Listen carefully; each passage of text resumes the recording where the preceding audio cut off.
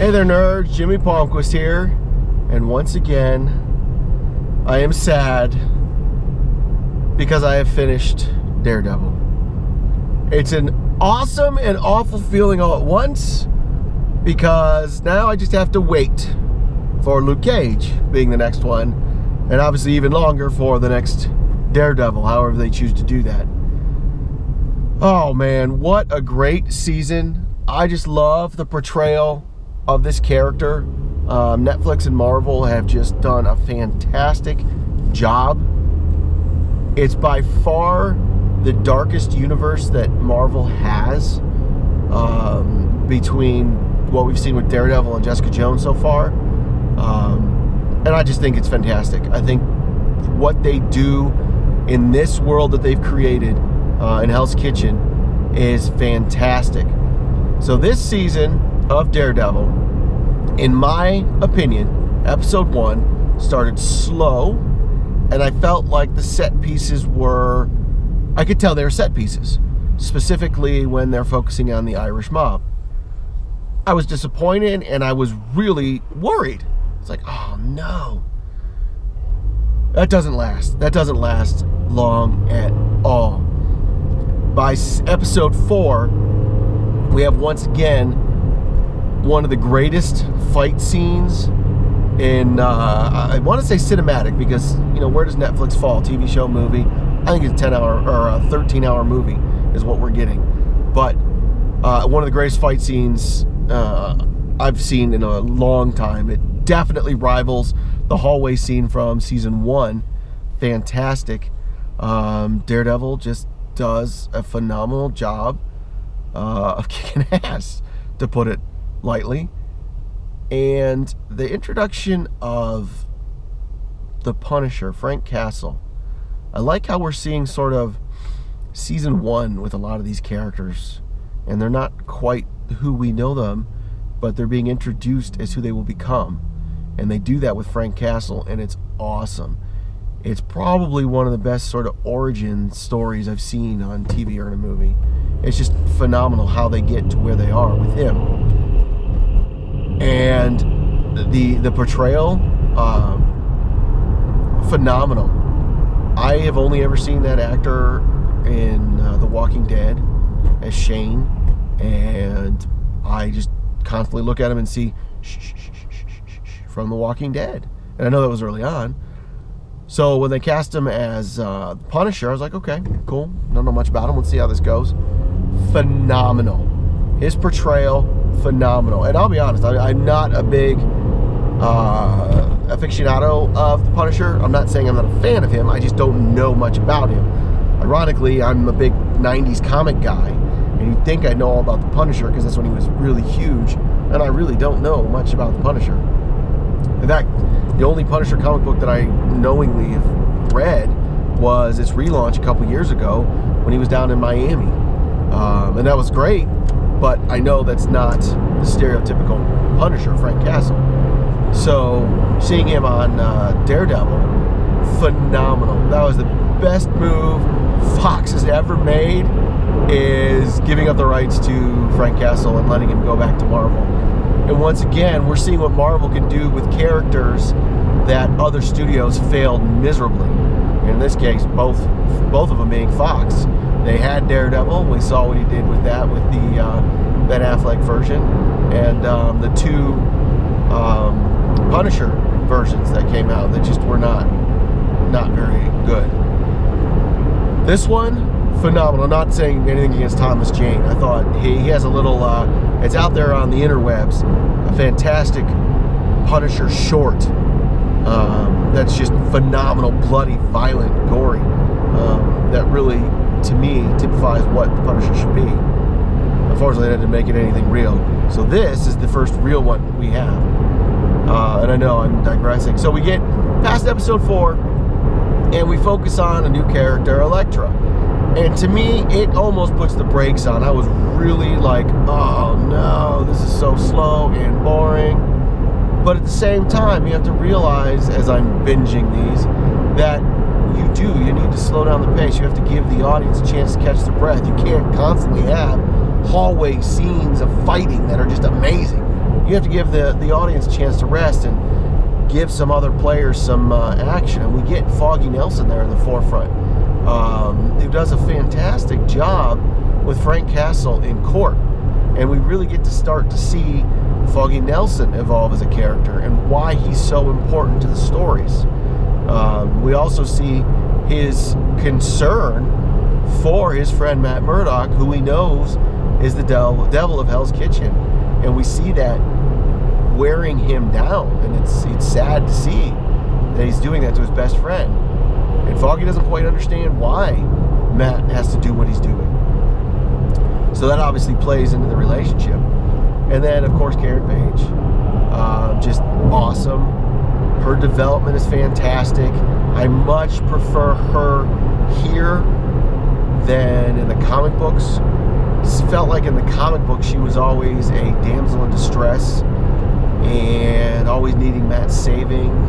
And at the end of the day, she's the one that betrayed Matt and revealed who he was as far as being the Daredevil. But her persona, her character in the TV show is just fantastic. She's strong. She's seems to be taking on the role of Ben Reilly, which is interesting, because I read a comment online as this was going on about, do you think Netflix Marvel would have killed Ben if they'd known they would have been greenlit for a second season? And it's hard to argue that they weren't going to get a second season, but let's not forget, when Daredevil was first produced, it was a risk, because the only knowledge people had of Daredevil was the Ben Affleck, and that wasn't good. So they didn't know. He's not a major character. He's not Spider-Man where you can constantly reboot and people will forgive. He's kind of an unknown entity. But now it's like, oh yeah, duh, of course they would have renewed it. But on the flip side, I don't know, because the way Karen Page has fallen into this role, gone from being sort of a investigator with Nelson and Murdoch to being a investigative reporter, if you just say that out loud, it's like, well, that's a weird transition. But when you see it play out, you're like, well, that makes a lot of sense, because they do it so well. I was really impressed how they made that shift, and Karen made that shift, because it's not like she's looking for a job to do that. She's doing it for a purpose. Like, she wants the truth, and whether she does it with the law firm or whether she does it with the newspaper, doesn't matter. She's just out to find the truth. Love her character development, and I love how she starts this little love affair with Matt Murdock, and then it fizzles out quickly because Matt Murdock has to be Daredevil, and then of course there's this beautiful woman named Elektra that is in the mix, and it adds all sorts of hell to it. Now obviously so far I've told you some basics. I'm gonna get into more spoilers, so if you don't want spoilers, turn it off. Apologize if you feel like some of the earlier stuff is spoilers. Stick returns, and that was quite a surprise. I was bummed at how they underutilized him last time. To see the return of Stick was fantastic, and it's all because of the Hand. And the Hand have made their presence known. They basically had Elektra and Daredevil in a no-win situation, and here comes Stick to save the day. That being said, we're also seeing the Hand is using mysticism. Nobu is back. How? He got burned up. Daredevil took care of him. He's back. And he's back to inflict pain. Also returning, which is a weird thing that I didn't expect. It caught me off guard, but at the same time, it's like, why wouldn't he be back? He's a major player. Kingpin. Phenomenal return of Kingpin. Once again, he's in prison. And you get a little cameo, I want to say it was the end of episode 8, with Kingpin being introduced to Frank Castle. And he's sitting there lifting weights, and he comes in, and this is after Frank Castle sort of blew up in court and destroyed his case, essentially destroyed the law firm of Murdoch and Nelson, and we see why. Basically, he was summoned to meet with Kingpin, and Kingpin's got plans for him. And we see backstory of Kingpin, and that he's not the big man on campus there in prison. He's being told what to do, so he's got to establish his importance, his dominance. And at first he starts doing it with money. And lo and behold, he's introduced to the Punisher. And the Punisher Kingpin uses the Punisher as a tool. And probably, I know what I said about the earlier fight scene, but probably one of the best fight scenes, once again, is the Punisher. He goes and does what he's supposed to do. He kills the main rival of Kingpin, and he turns around to get let out, and the prison guards are like, no, not going to happen. And you see them open all the doors, so all of the prisoners who were, I don't remember the guy's name, but who were loyal to the guy that he just killed, come out, and they're ready to kill him, kick his ass. Berserker rage mode. Holy crap. Frank Castle ain't taking no prisoners. Again, brilliant, beautiful, violent. And there's just a great scene right before it happens of Kingpin up on a second-story walkway looking down at Frank Castle being like, hey, it's the way it goes. So Frank Castle makes it out, bloody mess, and there's a great reconciliation between him and Kingpin. And I wouldn't say it's a reconciliation because I don't think anybody believed that Frank Castle would straight out work for Wilson Fisk. But this is what I mean by season 1. We get to see the emergence of Frank Castle. He's not quite the Punisher, but it's almost like in that scene, switch flipped. He's now becoming the Punisher. Because at that point, I'm like, he's never going to work for Wilson Fisk, but he's going to use Wilson Fisk to get what he wants. Phenomenal. So, from that point, we had about 3 more episodes. We see the district attorney get killed, brutally killed. Foggy Nelson gets shot. Murdoch basically saves both their lives because he hears the bullets coming.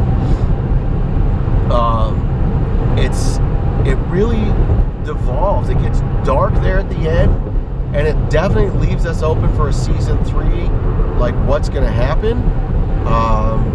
Nelson and Murdoch is no more, the law firm. They're sort of an uneasy friendship, but it's certainly, well, I should say there's definitely a positiveness going forward, but at the same time there's a negative aspect in that Foggy really doesn't want to have anything to do with Daredevil and what it might do to his friend Matt, and he really wants to focus on the law. And it's not that Matt Murdock doesn't want to focus on the law, but Matt Murdock doesn't feel like he can do everything he wants with the law, so he has to take matters in his own hands to be the vigilante Daredevil. Matt and Karen Page are on the outs until the very end, and I've already given you a spoiler alert, so if you're still watching, this is on you. Matt comes in, and Karen's cleaning out, and Matt has a bag, and he is open and honest and reveals to Karen that he's Daredevil. And it's fantastic. It just sounds cheesy saying it, but the way they pull it off is fantastic. Because now I think we have the love affair that'll start between Matt Murdock and Karen Page, which is very much true to the comic books. And I look forward to that, because I think that's an amazing, especially with the evolution they've done with Karen Page, I think that's an amazing story for them. Where we go from here, I have no idea. Punisher's out. Wilson Fisk is still raising hell in prison. There was a great meet and greet between Wilson Fisk and Matt Murdock, the lawyer, and essentially Wilson Fisk kicked his ass, slammed his head on a metal table a lot, and trying to get his point across. And he doesn't know that he's Daredevil, but he knows that that's the guy who helped put him in prison. So it's a very powerful scene. I love Daredevil. I think this season is better than the first one. I thought the evolution of Wilson Fisk in the first one was great, but I think seeing an established Daredevil is better, and then seeing the rise of Elektra and the rise, especially the rise of Punisher, is even more impressive. I really think that any hero is really defined by his villains, and I think the villain of Punisher, who, and I'll be honest, I'm not terribly familiar with his clashes with Daredevil in the comic books, so to me this was new.